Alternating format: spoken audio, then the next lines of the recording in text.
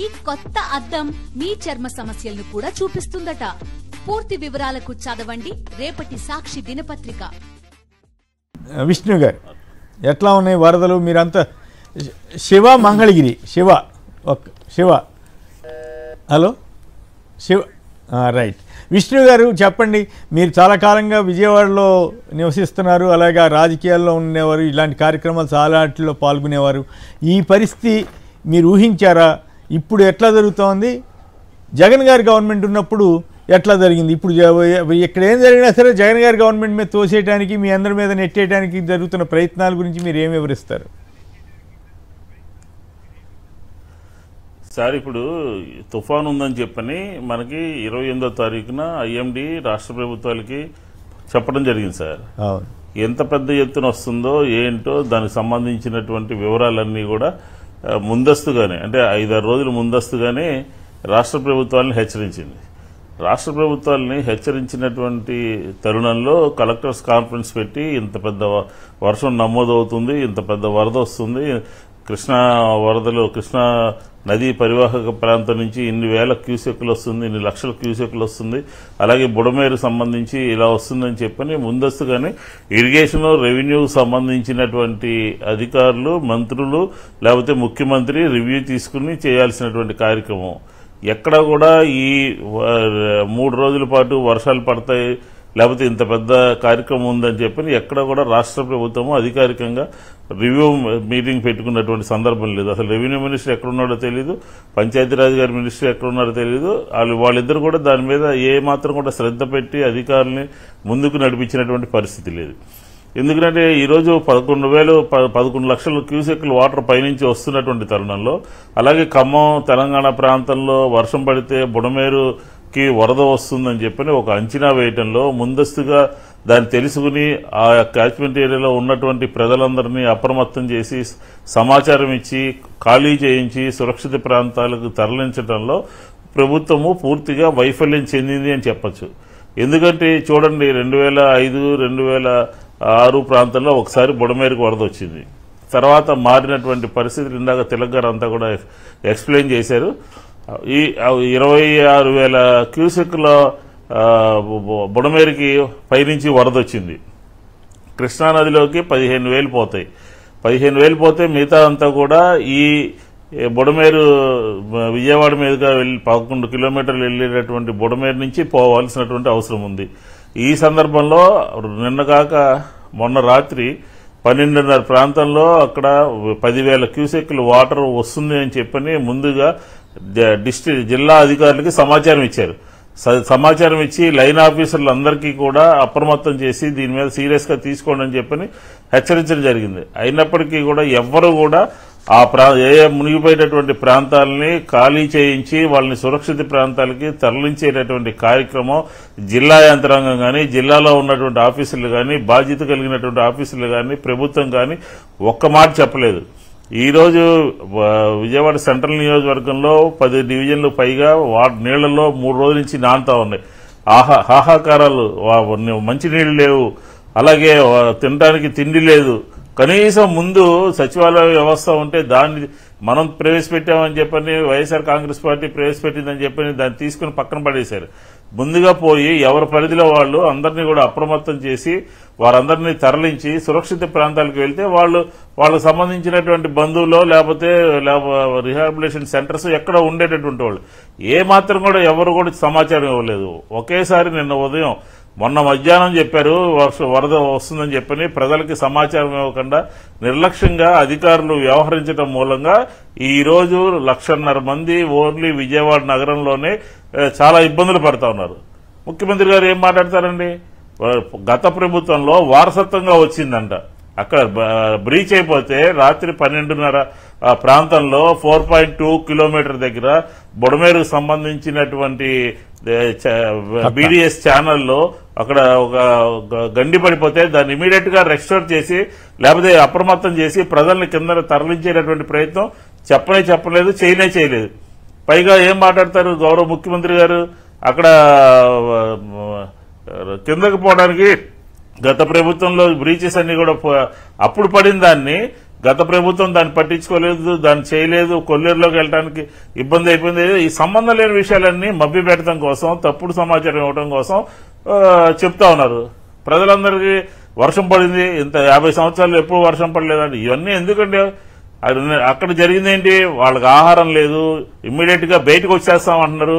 కావాల్సినటువంటి పడవలు లేవు, కావాల్సినటువంటి యంత్రాంగం లేదు. ఏదో తూతూ మంత్రంగా ఒక 300 మంది 400 మంది తరలిచ్చారు. మిద్దెల మీద మేడల మీద ఉన్నటువంటి వాళ్ళే 50-60 వేల మంది ఉన్నారు. నీళ్లు లేక, ఆహారం లేక ఇబ్బంది పడతా ఉంటే ఎందుకుని డాష్ బోర్డు ఉందని చెప్పని, కమాండ్ కంట్రోల్ ఉందని చెప్పని, టెక్నాలజీ ఉపయోగించుకోమని చెప్పేటటువంటి సందర్భం, ప్రతి సందర్భంలో మాట్లాడుతున్నటువంటి ప్రభుత్వము ఈ రకంగా ప్రజల్ని గాలికి ఎందుకు వదిలేసింది? అదే గతంలో 2 తుఫాన్లు 3 తుఫాన్లు 22-23 సందర్భంలో వచ్చినాయి.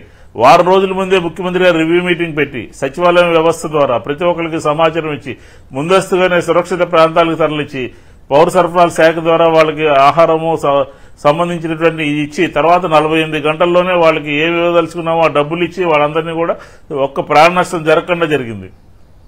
అదే సచివాలయం వ్యవస్థ ఉంటే మొగలరాయపురంలో జరిగినటువంటి ప్రమాదంలో ముందస్తుగా వాళ్ళందరినీ కూడా తరలించి చెప్పి, ఈ కొండల దగ్గర జారుతున్నటువంటి పరిస్థితులు ఎవరు ఉండొద్దని చెప్పేవాడు. అదేమీ జరగలేదు. ఇదేంటంటే పూర్తిగా ప్రభుత్వము వైఎస్ఆర్ కాంగ్రెస్ పార్టీ మీద నెట్టేయటము, ప్రతి సందర్భంలోనూ తిట్టడము, ప్రతి సందర్భంలోనూ ఇది చేయడం తప్ప వైఎస్ఆర్ కాంగ్రెస్ పార్టీ ప్రభుత్వము మీరు అధికారంలోకి వచ్చారు కదా, మీరు ఎందుకు సమర్థవంతంగా నిర్వహించలేకపోయారు? మీరు ఎందుకు సమర్థవంతంగా 1,00,000 మందిని ముందుగా సమాచారం ఇచ్చి చెప్పలేకపోయారు?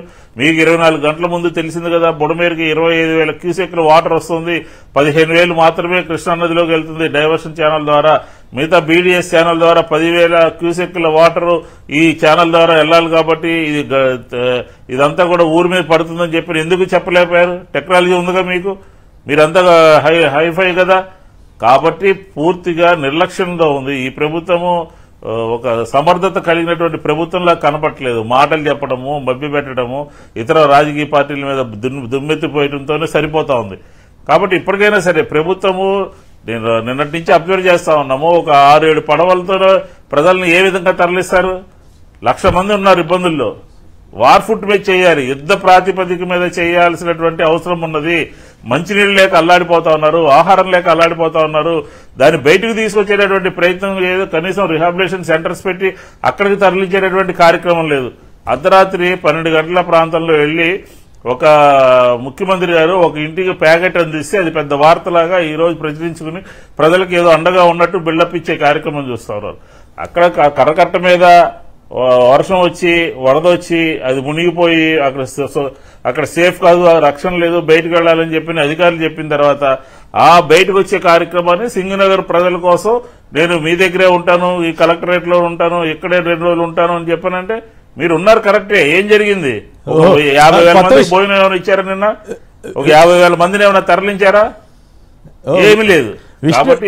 విష్ణు గారు చాలా ఇంట్రెస్టింగ్ విషయం ఒకటి చెప్పారు మీరు.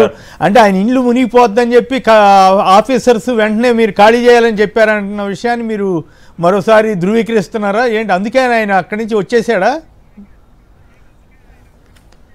సార్ మీరు ఒకటి గమనించాలి ఏంటంటే, ఆయన ఇంట్లోకి ఇప్పుడు ప్రజెంట్ నీళ్లున్నాయి సార్. ఆయన నివాసం ఉండేటటువంటి ప్రాంతంలో నీళ్లున్నాయి.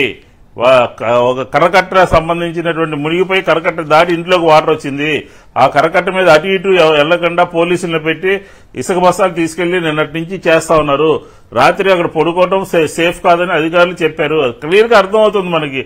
అప్పుడు ఆయన నివాసాన్ని ఎన్టీఆర్ కలెక్టరేట్ కు మార్చుకుని సింగనగర్ ప్రజల కోసం ఉన్నట్టు ఆయన చెప్పుకుంటున్నారు. ఇది క్లియర్ గా మనకు అర్థమవుతుంది. కాబట్టి ఏంటంటే ఏమాట కాబట్టి ఆ తెలివితేటలను మెచ్చుకోవాలి. ఆ రకంగా జనాన్ని మాయ చేయడానికి ప్రయత్నం చేస్తుందో మాత్రం దిట్టే చెప్పేది. ఇప్పుడు అక్కడ వద్దన్నారు, ఏదో గెస్ట్ హౌస్ కి వెళ్లి కలవాలి, గెస్ట్ హౌస్ లో పడుకుంటే బాగోదని చెప్పని నేను ఎన్టీఆర్ కలెక్టర్, సరే మీరున్నారు, ముఖ్యమంత్రిగా ఉన్నారు, బాధ్యతగా ఉన్నారు, ఏం ఒరిగింది అని అంటున్నా. ఒక 50,000 మందిని ఏమైనా తీసుకొచ్చారా బయటికి? ఎవరు 50,000 ఆహార పొట్లాలు ఏమైనా పంచారా? ఏం జరిగింది? అల్లాడిపోతున్నారు. ఫోన్కి సమాధానం చెప్పలేని పరిస్థితి ఏర్పడింది. ప్రభుత్వం ఇదేనా? చుట్టుపక్కల ఉన్నటువంటి యంత్రాంగాన్ని అంతా తీసుకొచ్చి ట్రాక్టర్లు పెట్టి అర్ధరాత్రి నుంచి చేయాలి. ఒక నిన్న లెక్కేస్తే 500 మంది బయటకు వచ్చినట్టుగా మనకు సమాచారం ఉంటుంది. ఆ 7-8 బోట్లు పనిచేసినాయి. ఇంకా మాట్లాడాలంటే ఇంకా చాలా విషయాలు తెలిసి మాట్లాడితే కూడా బాగోదు, ఎందుకంటే ఇప్పుడు ఉన్నటువంటి పరిస్థితుల్లో. కాబట్టి మేమేమంటున్నామంటే ప్రజల్ని మభ్యపెట్టేటటువంటి ప్రయత్నం ఎక్కువ కాలం చేయలేము మనం. మేము ఇది చేయగలుగుతామని చెప్పాలి. ఎందుకు మీరు అప్రమత్తం చేయలేదు? మీరు అన్నం పెట్టవసరం, మీరు నీళ్లు అవసరం, ఈ ఏరియా అంతా కూడా మునిగిపోబోతుంది, మీరు ఇక్కడ నుంచి ఖాళీ చేసి వెళ్ళండి అని ఒక సమాచారాన్ని కూడా కనీసం చెప్పలేకపోయారా మీరు? అవును, ఇచ్చుంటే ఎవరి కాళ్ళన్నా జాగ్రత్త పడేవాళ్ళు. ఇది ఎవరికాళ్ళన్నా బయటకు వచ్చేవాళ్ళు, ఎవరికాళ్ళన్నా బయటకు వచ్చి బంధువులు ఇళ్లలో చుట్టుపక్కల వాళ్ళందరూ వచ్చేవాళ్ళు. 1,00,000 మంది ఉన్నారు, 1,50,000 మంది ఉన్నారండి విజయవాడలో. మీరు ఆశ్చర్యపోతారు. పైకి కనపడినంత ఇదిగా చాలా భయంకరంగా ఉంది వాతావరణం అంతా కూడా. ఇళ్లలోకి నీళ్లు వచ్చేసినాయి, డాబాల మీద ఉన్నారు, వాటర్ లేదు, ఫుడ్ లేదు, మనం పంపిద్దామన్నా కూడా సరైనటువంటి సౌకర్యం లేదు. ఇంత పెద్ద విపత్తుకి 7-8 బోట్లు పెట్టారండి. అవును, ఒక బోట్ వెళ్తే గంట కాని రాదు, లోపల నుంచి వెళ్తే అది కూడా రారు. ఇన్ని వేల మందిని పైన ఉన్నటువంటి అది కూడా రికమెండేషన్స్ ఆధారంగానే వెళ్తానని ఇందాక మాట్లాడుతుంటే విన్నాను.